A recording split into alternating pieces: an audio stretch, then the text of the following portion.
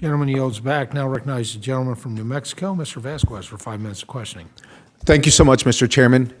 Secretary Vilsack, thank you for being here today and for your testimony. Thank you for what you and the department do for our farmers, our farm workers, our ranchers, our ranch hands, and our ranch managers. I just want to make it clear that agriculture doesn't happen without the workers. And that's not just the owners, but that's the folks that are working the lands.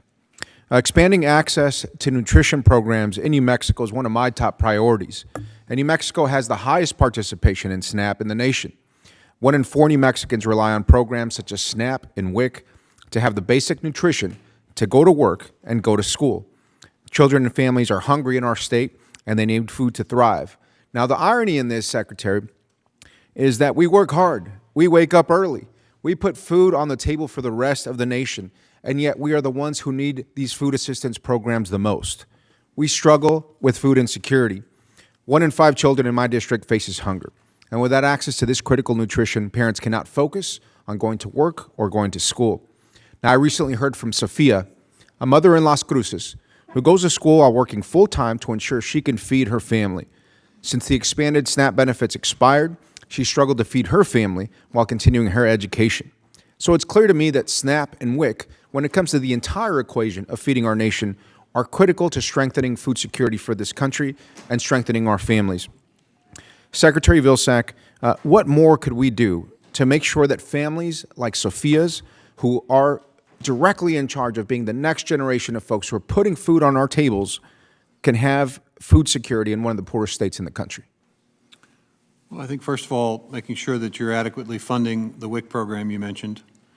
To the extent that that WIC program is underfunded, that would mean fewer people would be able to access it. I think, secondly, making sure that, that there are not restrictions on the SNAP program that would make it more difficult for people to qualify or more difficult for people to get the benefit that they need to provide a supplemental assistance. I think, third, making sure that states understand the importance of taking steps to ensure that those who are qualified for the program actually participate. Unfortunately, sometimes there are circumstances and situations where states don't make a concerted effort to sign people up or to get people to participate in the program. And then I would say, in addition, making sure that the states that you are most concerned about are fully and completely focused on implementation of the summer EBT program, which is going to provide additional resources to families who have free and reduced lunch children in school. I would say those are pretty significant opportunities as well to provide help.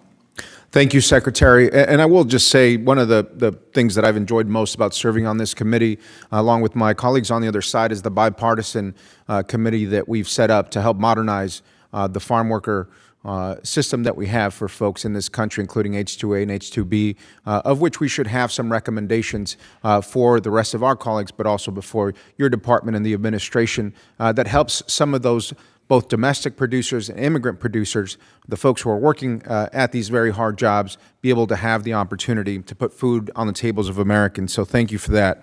The other question I have is a little bit different, but you were recently in my district. You were in Albuquerque, South Valley. We were announcing a monumental investment in broadband for rural communities, $40 million for the state of New Mexico. Secretary, how can we make sure that those dollars are being spent in an efficient way that truly delivers the connectivity that rural communities need, including small and medium producers that can now take their businesses online and produce niche products that can help support rural economies? What are the plans for the administration in terms of oversight and administration of these rural broadband dollars? Well, each of the projects that are awarded resources have a team at USDA that follows the construction, the implementation of the grant to ensure that things are done in a proper way, in a timely way. And so that, I can guarantee that that will take place for every one of the projects that we award resources to. I think the other issue, of course, is that there are other programs outside of USDA that I think are very important to keep an eye on, and that is the resources that are being provided to states and state governors to basically fill in the gaps. Our program primarily is focused on improving the level of service that's available so that people actually have meaningful broadband access.